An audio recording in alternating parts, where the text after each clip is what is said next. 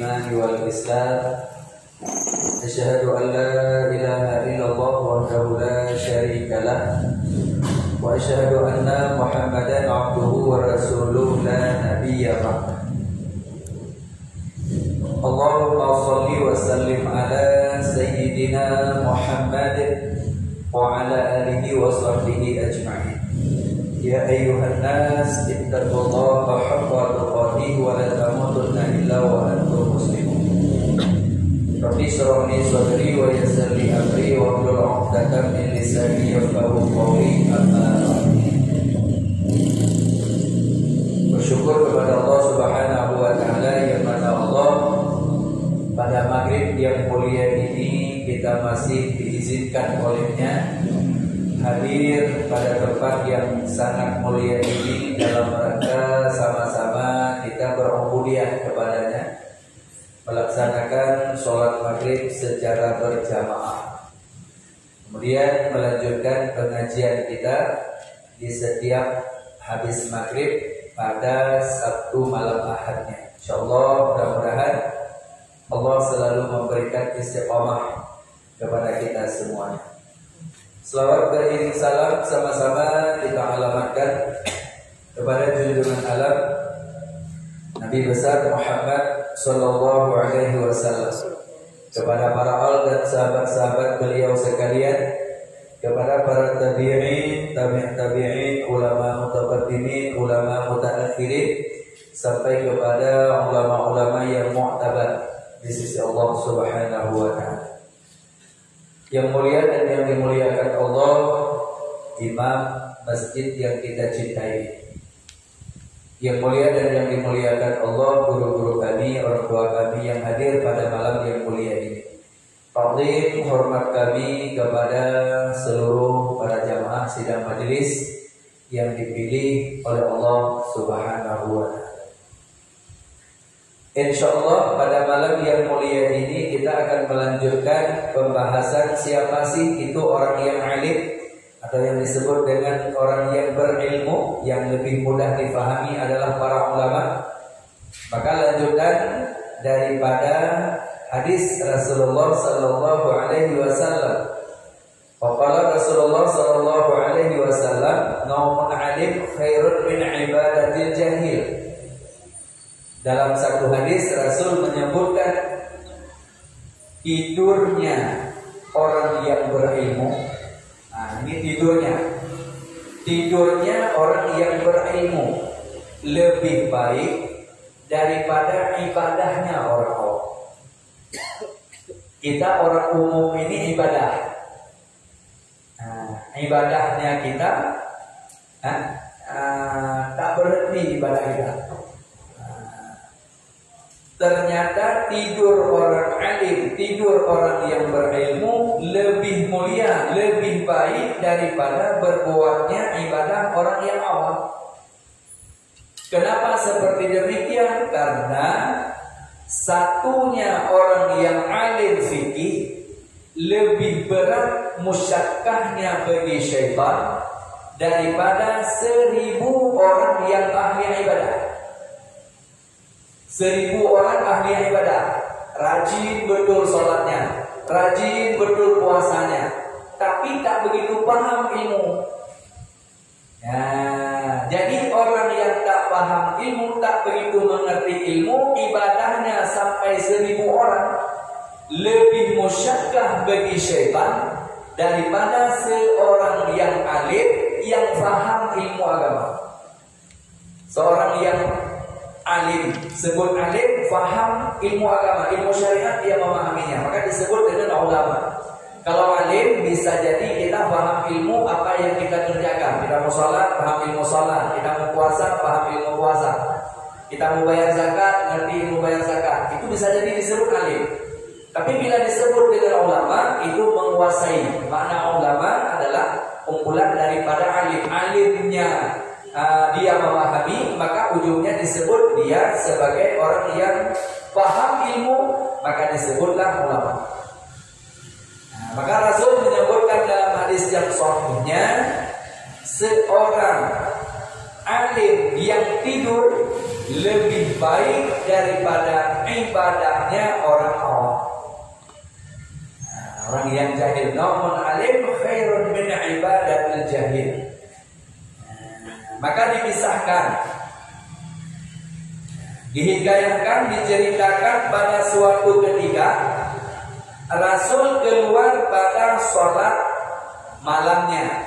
Dalam satu kisah sholat subuhnya, Rasul keluar dari rumah Rasul, keluar mau masuk ke masjid. Rumah Rasul dengan masjid Nabawi, ya itu berdinding. Ya. Jadi Rasul keluar dari rumah mau masuk ke dalam masjid. Maka di saat Rasul keluar mau masuk ke dalam masjid, Rasul melihat iblis sedang mondar-mandir di luar masjid. Ke sana kayak seperti orang gelisah. Cuma sejahat-jahatnya iblis, di saat dipanggil oleh Nabi kita, Nabi Muhammad, tetap dia jawab. Nah, kalau di situ memang bisa dikategori kita harus salut itu ke iblis. Mungkin kita aja belum sampai tingkat itu. Misalnya kita dengan si A, ini dengan seseorang ini misalnya, musuh bebuyutan. Bahkan di saat ditanya, wahai iblis, musuhmu yang pertama siapa? Dijawab oleh iblis, anta ya Muhammad, engkau musuhku orang nomor satu.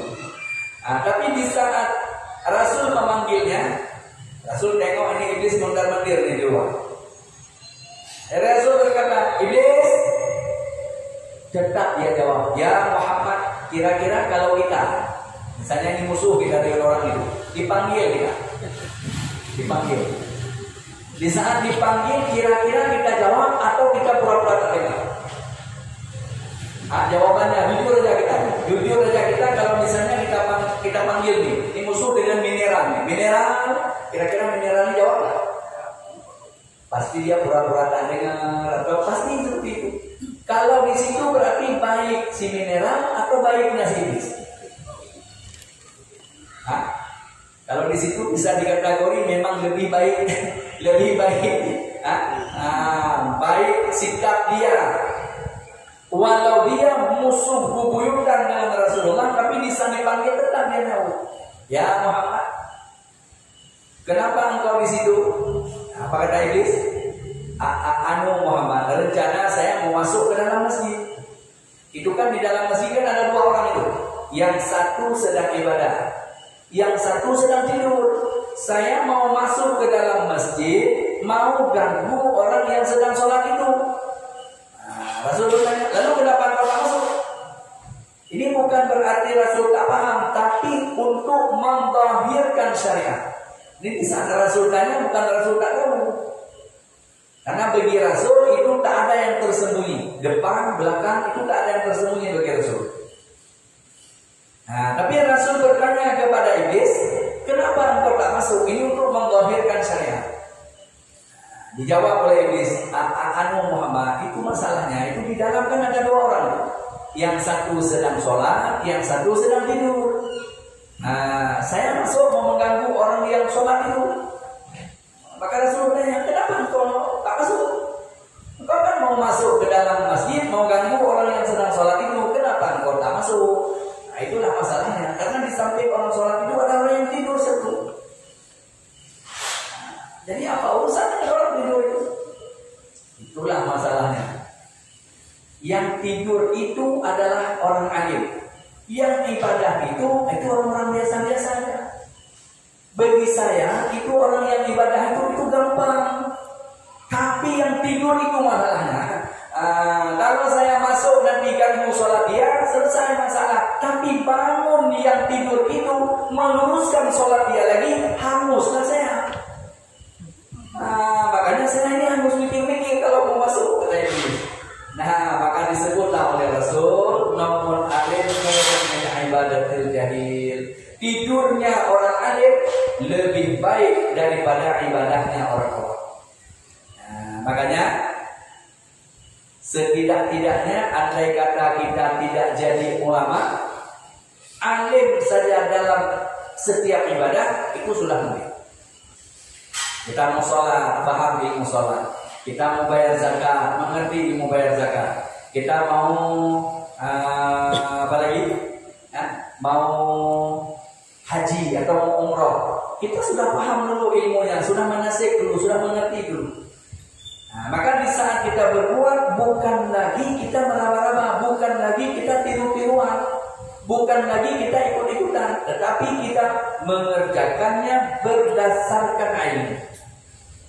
Maka disebut wa kullu man bi ghairi ilmi ya'malu amaluhu mardudatun la tuqbal.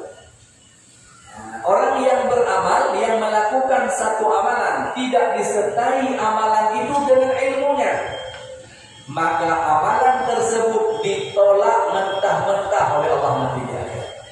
Mardudatun la tuqbal, ditolak mentah-mentah, tak diterima sama sekali. Coba bayangkan kalau seandainya sholat kita capek-capek, kita sholat di sini. Ternyata nanti di akhirat sholat kita tak di-ACC satu pun oleh Allah. Sempat satu pun sholat kita tak di-ACC oleh Allah, tak diakui ibadah kita, mau kita ngadu kemana? Kalau saat masa di dunia kita tak diakui sholat, masih bisa kita mengadu ke ulama, masih bisa kita belajar pada orang-orang yang alim. Tapi kalau sudah di akhirat sholat kita tak diakui, mau pergi kemana kita? Mau balik ke dunia lagi? Kira-kira ada orang yang balik lagi ke dunia mau belajar lagi sholat? Ini yang harus kita pikirkan supaya kenapa? Supaya kita selamat nanti di akhirat. Jangan coba-coba nekat balik ke akhirat. Orang yang nekat balik ke akhirat akan selamat. Nah, ini tidak mesti ibadahnya sholat, ibadah-ibadah yang lain pun mesti dengan ilmu. Makanya ilmu ada pada para ulama. Maka wajar Rasul menyebutkan ulama, al-ulama'u warasatul anbiya, ulama itu adalah warismu.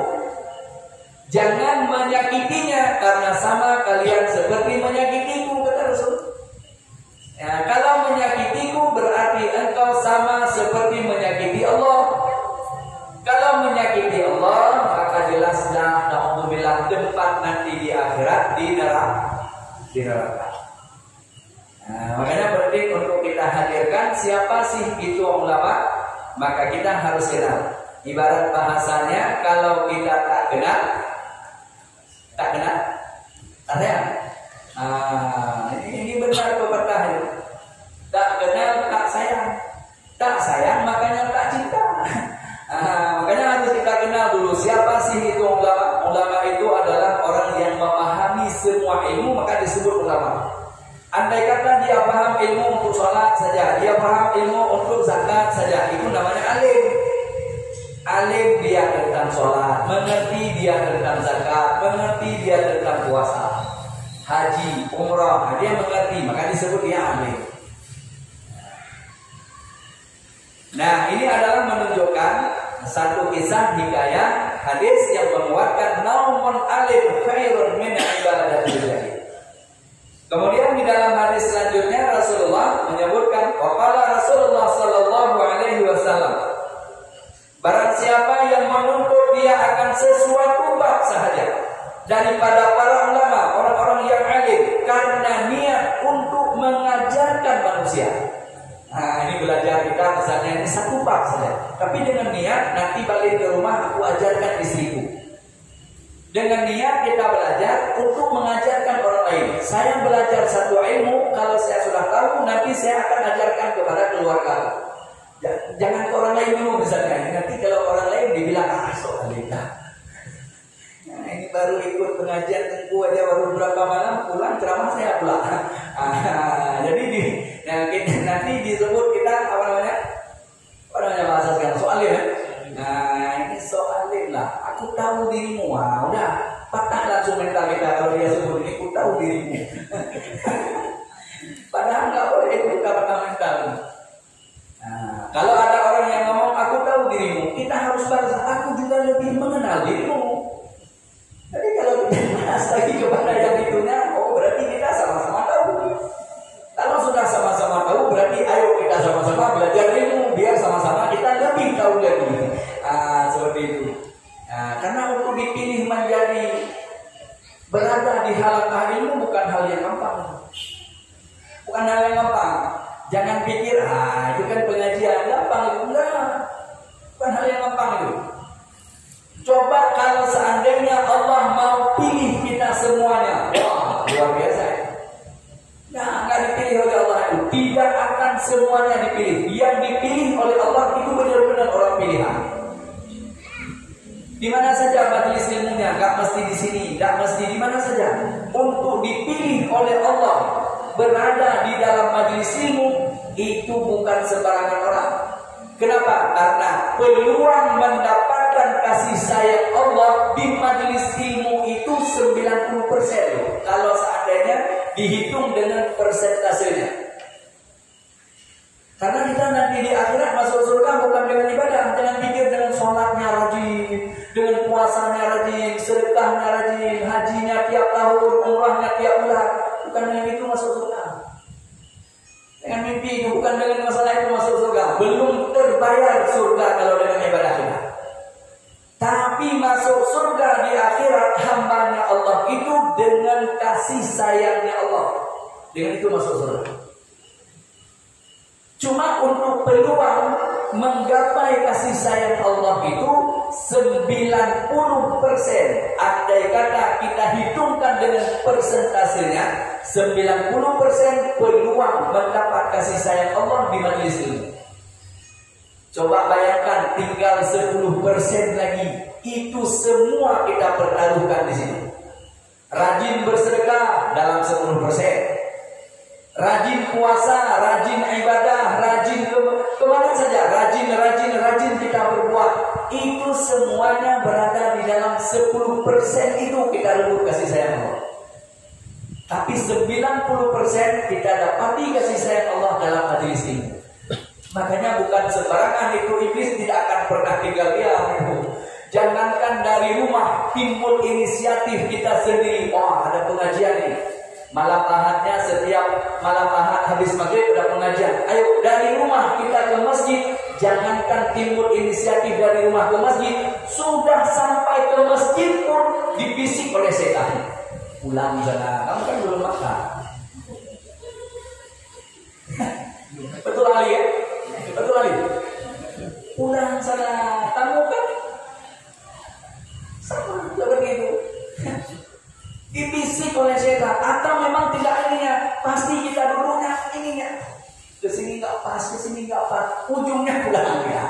Padahal itu kita harus ketahui bahwa disitulah godaan kita. Yang bisik siapa? Tak akan pernah ikhlas ini iblis. Iblis tak akan pernah ikhlas. Iblis jangankan dia ikhlas.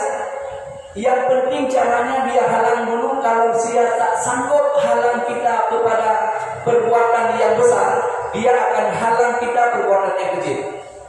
Dari perbuatan kecil dia tak mampu menghalang kita, dia akan menghalang kita supaya tidak tambah perkara sunat. Pokoknya sesudah sholat maghrib, cepat-cepatlah kamu pulang, jangan sholat dulu 2 rakaat. Itu sampai tingkat bukannya iblis itu udah kalau seandainya dia nggak sholat ya udah selesai. Enggak. Sesudah dia goda kita, udah kita berdiri untuk sholat. Digoda lagi, sudah berdiri sholat belum selesai. Digoda lagi sedang dalam sholat, kunci yang hilang kita dapat. Ada orang yang hilang kuncinya udah capek, dia cari pas, dia takbir Allahu Akbar. Oh, di WC masjid tinggal kunciku. Itu semuanya adalah dari iblis. Nah, makanya perlu untuk kita pahami ilmunya supaya kita ada penangkalnya. Maka di saat kita digoda, di saat kita disuruh pulang, di saat kita disibukkan dengan segala urusan, maka kita akan taktikkan kapan sih aku tidak sibuk. Jangan ada kesempatan baru ikut pengajian, tetapi luangkan kesempatan untuk berada di majelis ilmu. Jangan nanti kita baru aku belajar ilmu, baru aku tuntut ilmu kalau ada waktu. Itu sampai mati pun kita tak akan ada waktu. Dan nanti itu ada waktu untuk ilmu, nggak ada. Tapi siapkan waktu untuk ilmu, itu baru ada. Karena kenapa? Karena kita sudah tahu bahwa 90% peluang untuk mendapat kasih sayang Allah di majelis ini. Nah, makanya kita harus paham itu dulu, baru kita ada, saya harus berada di majelis ilmu. Kenapa? Karena tingkat kita berada di majelis ilmu ini bukan kepingin jadi pimpinan pondok ini. Sudah sering aku sampaikan. Tingkat-tingkat kita ini berada di majelis ilmu bukan mencari saya kepingin jadi pimpinan pondok, bukan. Tapi tingkat-tingkat kita berada di majelis ilmu sambil kita duduk i'tikaf di masjid, kita hanya semata-mata mencari bagaimana aku ini mendapatkan kasih sayang Allah.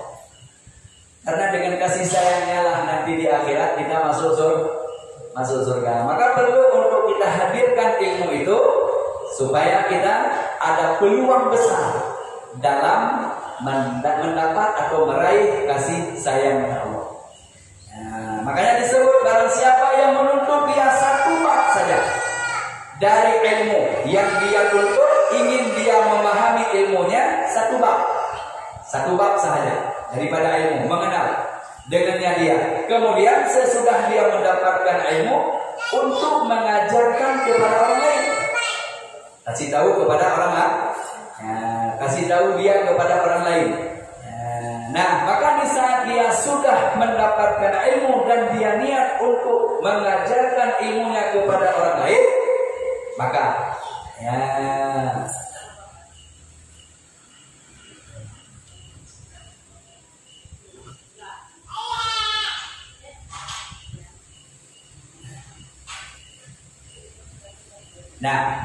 maka Allah Subhanahu wa Ta'ala, sesudah dia belajar ilmunya, kemudian dia belajar ilmu, kemudian niat dia untuk menyampaikan kepada orang lain, maka orang yang tersebut sesuatu ilmu mengenal untuk dirinya dan untuk membahas kepada yang lainnya, maka niscaya mengenal untuk dia, memahami dia. Ataukah dia ilmu yang didapat itu tidak diamalkan?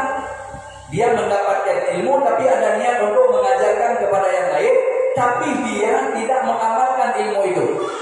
Maka tidak mengamalkan, tidak sempurna dia untuk mengamalkannya. Maka dia tetap diberikan pahala oleh Allah, niscaya terlebih baik bagi orang tersebut daripada sholatnya 1000 rakaat sholat sunnah.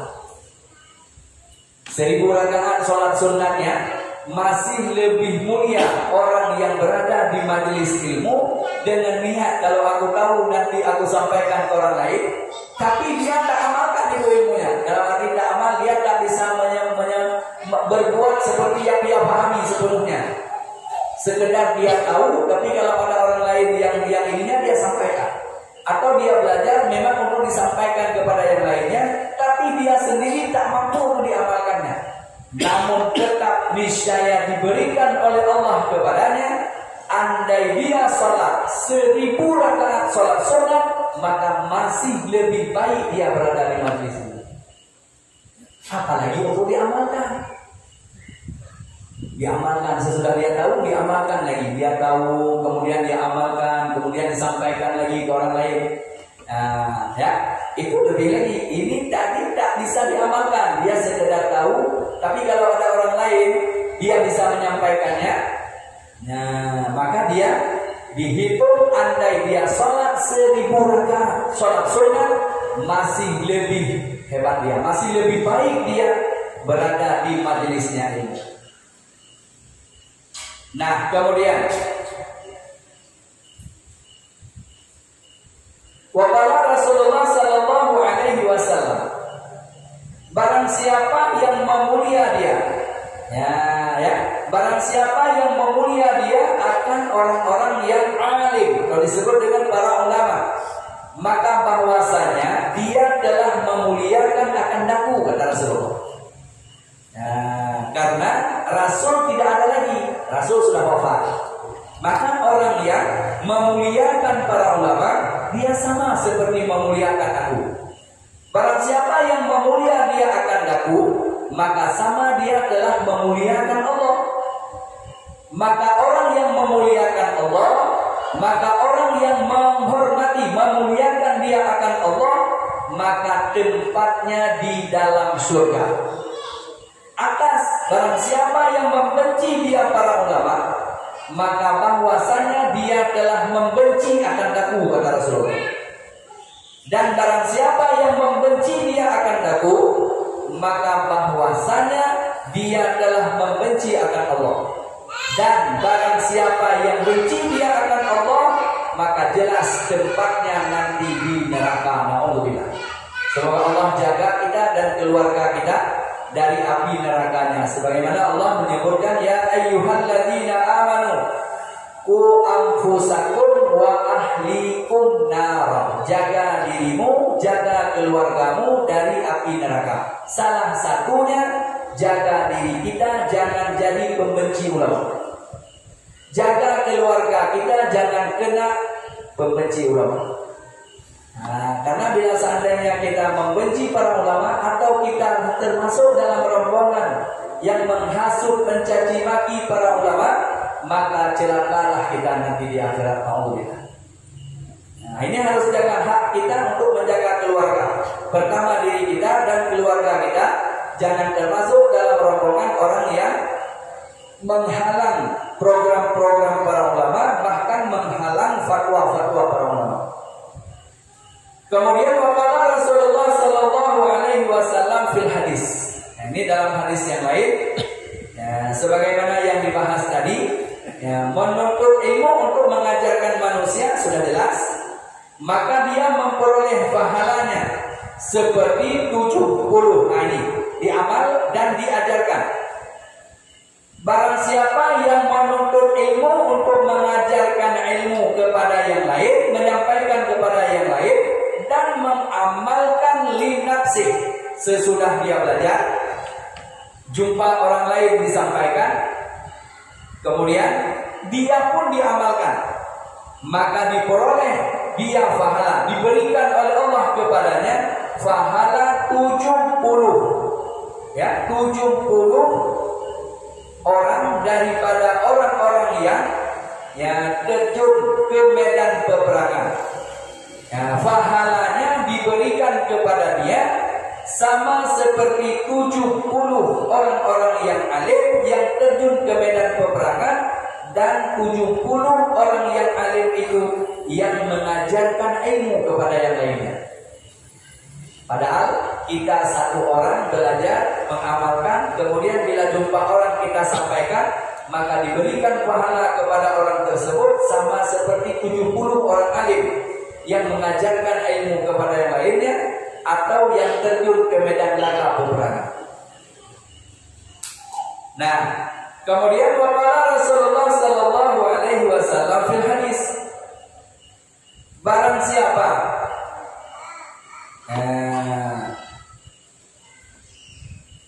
menziarahi dia orang-orang yang alim, baik menziarahi masa hidupnya atau kita menziarahi sesudah wafatnya. Nah, ini makam ulama ini misalnya. Atau kita datang ziarah kepada guru kita, para ulama. Beliau masih hidup, kita ziarah. Atau beliau sudah tidak ada, kita ziarah. Sama seperti misalnya datang kepada Rasulullah masa hidup dengan datang kepada Rasulullah sesudah wafat. Ini sekarang kita ziarah ke Madinah, Rasul sudah wafat. Dulu di saat Rasul masih ada, kita ziarah. Bedanya, orang yang ziarah di masa Rasul, jumpa dengan Rasul, itu namanya sahabat. Orang yang ziarah sesudah Rasul wafat, pahalanya tetap sama seperti orang ziarah di masa hidup Rasul. Cuma kita disebut dengan umat. Nah, bukan sahabat, karena kita datang sesudah Rasul wafat. Nah, jadi kita sebagai umat, tapi pahala sama seperti kita ziarah masa hidupnya Rasulullah. Maka Rasul menyebutkan, barang siapa yang menziarahi dia, ya, dengan orang-orang yang alim atau disebut dengan ulama, maka serasa-rasa dia telah berziarah kepadaku. Makanya kita jangan sampai sesudah kita ininya ke ulama kita tak ziarah, ke makam Rasulullah kita tak sampai, ke ulama pun kita tak sampai. Ini yang harus terjadi, ya. Jadi serasa-rasa dia telah menziarahi akan daku. Dan barang siapa yang dia telah menjabat tangan dengan orang yang alim, maka serasa-rasa dia telah menjabat tangan akan daku. Ini hadis yang sahih. Dan barang siapa yang duduk dia dengan orang-orang yang alim di halaqah ilmu atau di majelis silaturahmi, serasa-rasa dia telah duduk dengan daku. Dan barang siapa yang duduk dia dengan daku di dunia atau kepada dengan waris-warisku di dunia, maka barang siapa yang duduk dia di dunia dengan aku atau dengan warisku masa di dunia, niscaya dia akan duduk bersama denganku di dalam surga.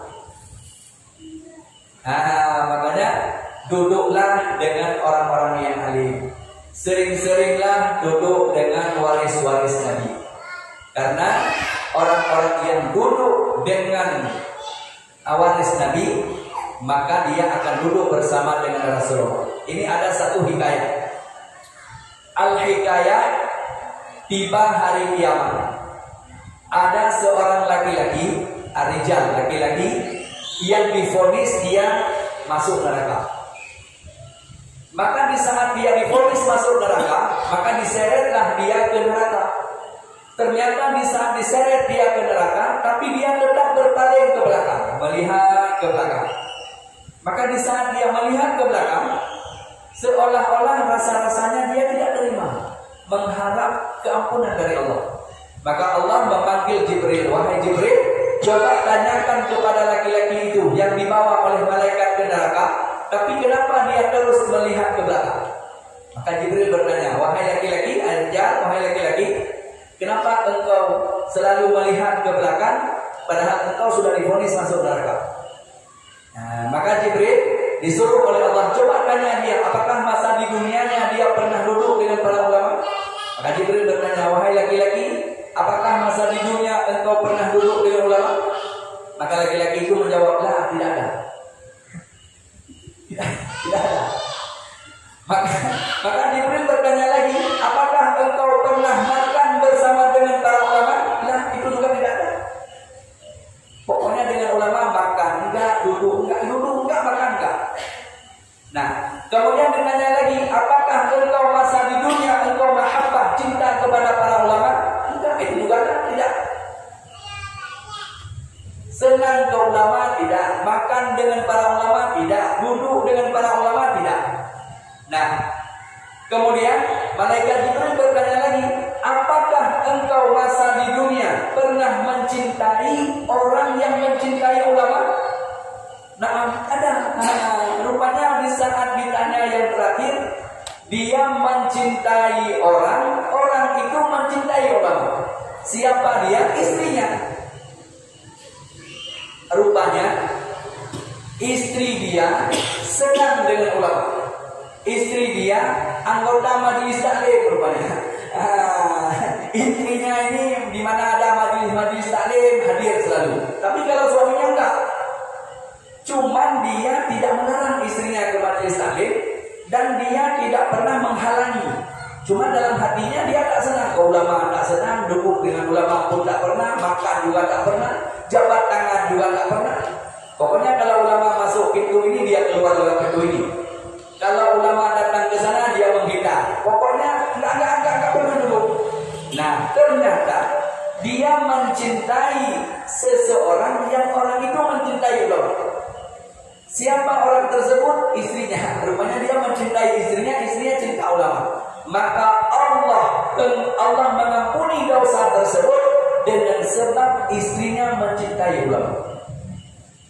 Coba bayangkan ini kalau dia sendiri yang mencintai ulama, istrinya yang mencintai, senang dengan para ulama, senang dengan para habaib, Allah mengampuni dosa dia gara-gara orang lain ada wasilah dengan dia. Makanya ini penting untuk kita pahami. Ini adalah merupakan hikayah yang bisa kita ambil iktibar dalam kehidupan kita sehari-hari. Yang andai kata kita kembali kepada Allah, bisa jadi dengan berkahnya para ulama kita diampuni dosa oleh Allah dan dimasukkan ke dalam surganya. Karena Allah senang kepada orang-orang yang disenangi oleh Rasulnya. Kemudian waqala Rasulullah sallallahu alaihi wasallam, barang siapa yang meninggal dia di dalam menuntut ilmu, maka orang yang meninggal sedang berada di dalam majelis ilmu, antara majelis ilmu dengan majelis ilmu, tidak praktek, maka dia akan dicatat sebagai orang yang syahid. Ini contoh, malam Ahad ini pengajian, malam Ahad depan nanti baru pengajian ini. Tapi tidak ada dalam hati kita, ini minggu depan aku tak mau ikut pengajian. Kalau tidak mau ikut pengajian berarti kita sudah kakek, sudah ada rencana tak mau ikut pengajian. Ini tidak ada. Pokoknya kalau aku ada umur, malam minggu depan ada pengajian, kalau aku ada di tempat, aku akan ikut pengajian. Nah, berarti dalam hatinya masih ada kepingin menuntut ilmu. Ternyata belum sampai minggu depan, semoga panjang umur semuanya. Belum sampai, kan nggak ada yang jamin kita ini sampai ke minggu depan. Ada yang jamin? Ada apa? Ada yang jamin? Nggak ada yang jamin minggu depan kita masih ada. Nah, ternyata dia belum jumpa dengan Ahad depan, ternyata dia meninggal. Nah, maka dia sesungguhnya matinya disebut dengan mati syahid. Pahala syahid sudah ditulis oleh Allah. Nah, ini kelebihannya orang yang selalu berada di majelis ilmu. Menuntut, meninggal dia sedang dalam menuntut ilmu. Kemudian lanjutkan dari hadis Rasulullah. Waqala Rasulullah sallallahu alaihi wasallam, man mata fi talabil ilmi, barang siapa yang meninggal dia sedang dalam menuntut ilmu. Karena antara ilmu dengan ilmu, halaqah ilmu dengan halaqah ilmu, kita tetap dihitung menuntut, masih menunggu. Nah, maka orang yang sedang berada di dalam menuntut ilmu, maka niscaya diharamkan oleh Allah Ta'ala jasadnya, tubuhnya di dalam api neraka. Diharamkan oleh Allah jasadnya, tubuhnya dari api neraka. Nah, waqala, dan barang siapa, Rasul menyebutkan dalam hadis yang lain, barang siapa yang berjalan nanti orang itu untuk menuju ke halaqah ilmu. Nah, barang siapa yang berjalan dia pada menuntut ilmu, maka seolah-olah langkahnya itu menuju ke taman surga. Makanya majelis ilmu ini adalah taman surga yang ada di dunia. Alangkah celakanya kita sudah berada di taman surga yang ada di dunia, tapi kita tak mau memasukinya. Makanya pernah ditanya oleh para sahabat, taman surga yang ada di dunia di mana ya Rasulullah? Maka Rasul menjawab, Raudhah. Raudhah berada di Madinah. Itu Raudhah. Tak ada di tempat lain Raudhah. Raudhah yang ada adalah di Madinah. Antara rumah Rasul dengan mimbar Rasul, itu adalah Raudhah. Makanya orang yang sudah berada di dalam Raudhah, maka dia sudah menginjak taman surga yang ada di dunia. Orang yang sudah menginjak taman surga yang ada di dunia, otomatis dia menjadi wasilah, nanti dia pasti berada dalam surga di akhirat. Dia berada dalam taman surga nanti di akhirat, karena dia telah masuk ke taman surga yang ada di dunia. Kemudian ditanya lagi oleh para sahabat, selain daripada Raudhah di mana ya Rasulullah? Maka Rasul menjawab, majelis ilmu, majelis zikir, majelis silaturahmi, itu adalah taman surga. Maka bila seandainya tiada yang mengotorkan dengan odor syariat, maka jangan engkau berpaling darinya. Bila seandainya engkau berpaling daripadanya tanpa odor syariat, sementara kita bukan orang yang alim, bukan orang alim, berpaling kita tanpa odor syariat, maka dikhawatirkan yakhruju minad dunya bil ilmi. Tapi bila seandainya kita memang ada odor syariat, maka disebut dengan ruksah.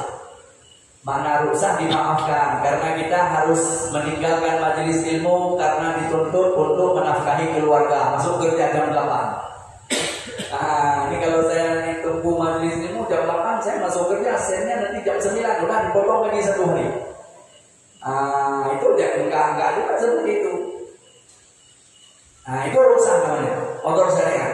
Tapi kalau seandainya tanpa otor syariat, kita membelakangi majelis ilmu sementara kita bukan orang alim. Karena kalau orang alim berada di majelis ilmu hukumnya sunnah. Kita orang awam berada di majelis ilmu hukumnya wajib. Fardhu ain pula. Likuli fardhu ain kulli masing-masing.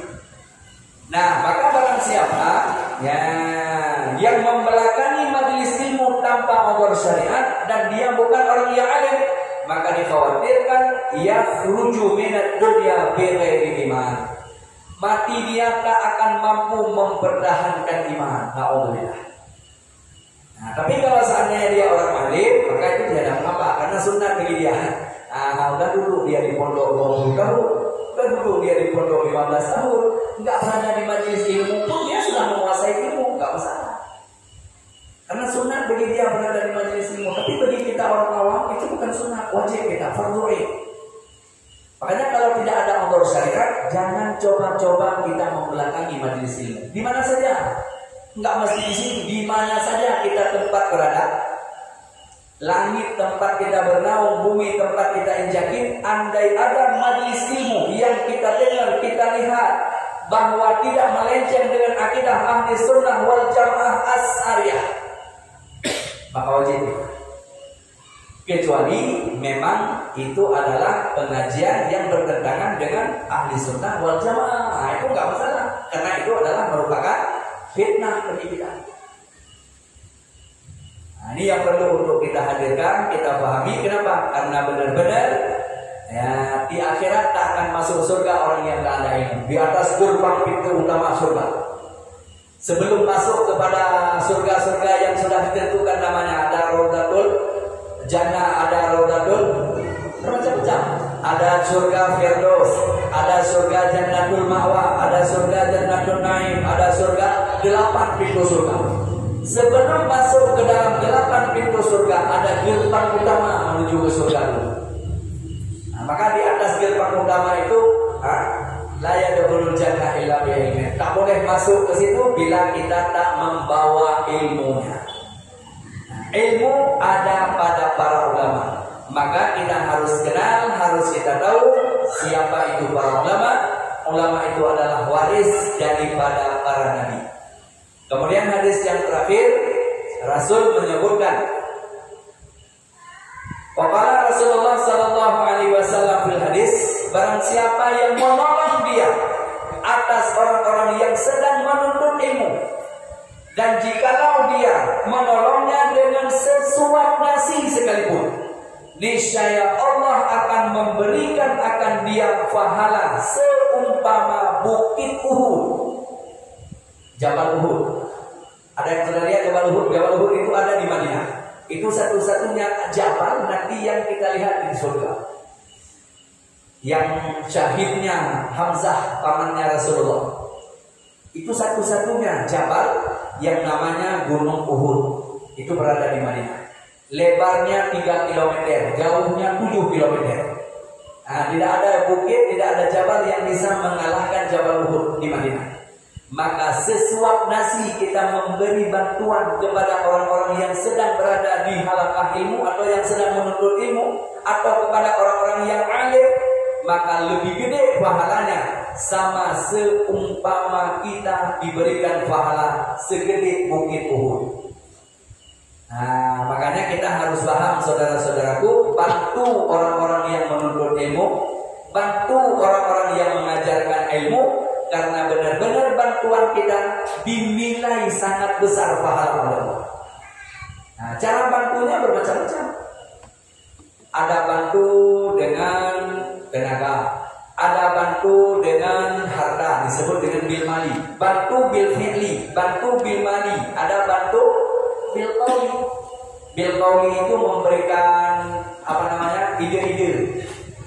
Memberikan ide. Ini ada pimpinan pondok misalnya, ini pondoknya tak berkembang, kita berikan ide. Itu namanya memberikan wawasan. Ada juga orang-orang yang ada wawasannya pendek.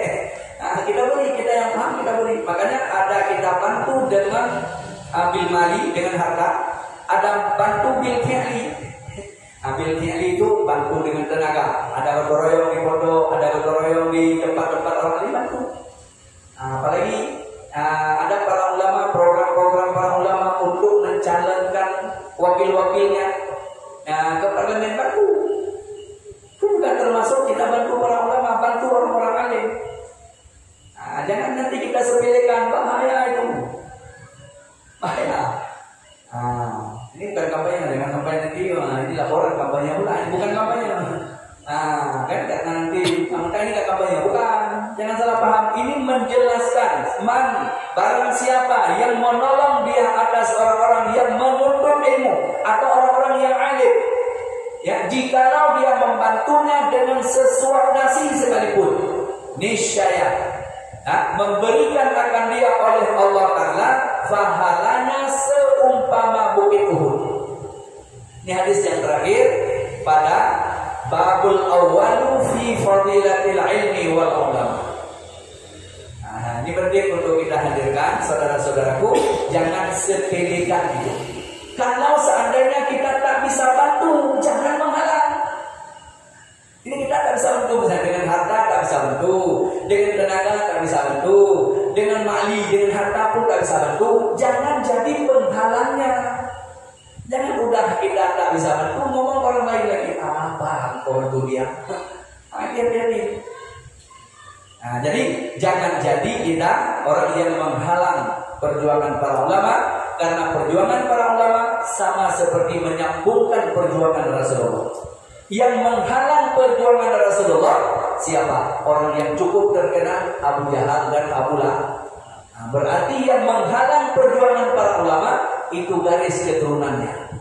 Makanya jangan jadi kita waris daripada Abu Lahab dan Abu Jahal, tapi jadikanlah diri kita orang yang diwarisi oleh Rasulullah, bagian daripada barisan para ulama. Walaupun kita bukan ulama, tapi kita berada di belakang para ulama. Maka insya Allah di dunia kita bahagia, di akhirat insya Allah ahli surga bersama-sama dengan para nabi, para rasul, dan para waris-warisnya. Waduh, kok nggak ada yang kasih tahu? Wallahu a'lam bishawab wa ilaihi al-marji' wal ma'ab.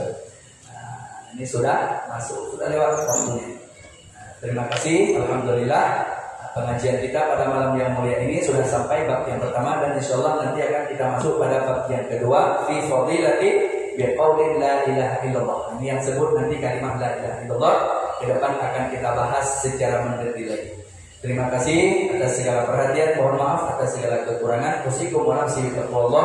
Assalamualaikum warahmatullahi wabarakatuh. Sudah